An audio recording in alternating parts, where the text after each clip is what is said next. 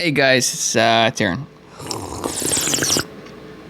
2 scoops of hallelujah, 1 scoop of praise the Lord. Kind of a lame slurp, but hey, whatever. Okay, so listen, you guys can Google these things yourself. I won't bother showing my screen. Sometimes my screen doesn't look good anyway when I share it. But I found this out initially from Patrick from Hourly Watch, and condolences for your wife, and we know she's in a better place, and we all agree with you, and sorry about your loss. But this is a cool thing that he found on his video that I saw. And yeah, Babylon asteroid goes through Libra, and that's very interesting. So Libra is the constellation with the scales, and so Babylon comes into the scales in November 8th, 9th, around the 11th, and the 8th is the blood moon, and the blood moon's in Aries, which is really cool. And so, well, it always reminds me of, when I think of the constellation Libra, I think of Daniel 5:25. And it says, Mene, Mene, Tekel, Aparison. This is the interpretation of each word. Mene, God has numbered your kingdom and finished it. Tekel, you have been weighed in the balances and found wanting.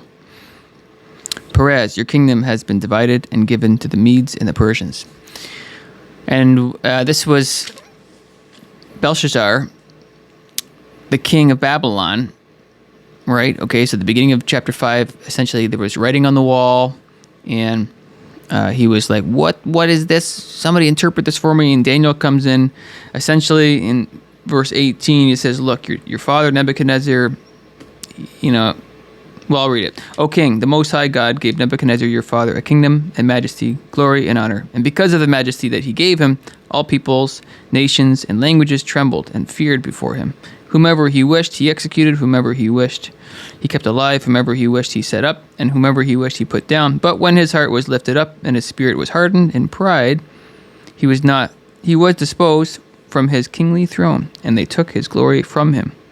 Then he was driven from the sons of men. His heart was made like the beast, and his dwelling was with the wild donkeys. They fed him with grass like oxen, and his body was wet with the dew of heaven, till he knew that the Most High God rules in the kingdom of men and appoints over it whomever he chooses. But you, his son," okay, here it is in verse 22, "Belshazzar, have not humbled your heart, although you knew all this."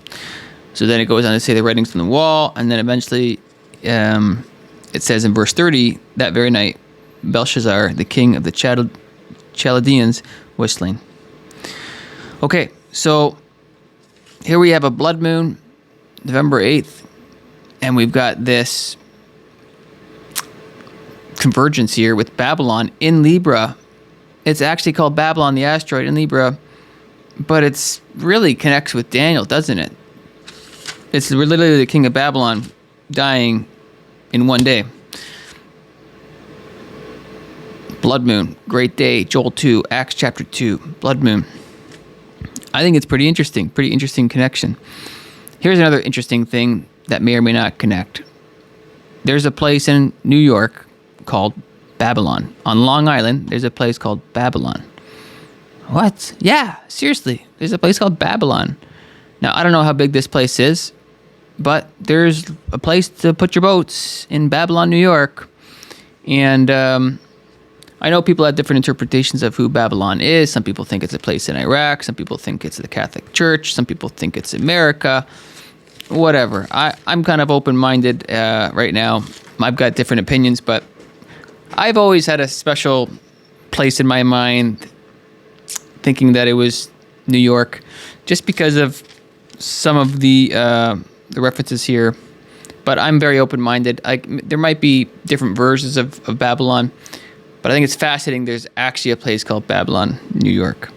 And I think it's good to read Revelation 18:17 and on from there. For in 1 hour such great riches came to nothing. Every shipmaster, all who travel by ship, sailors, and as many as trade on the sea stood at a distance and cried out when they saw the smoke of her burning, saying, What is like this great city?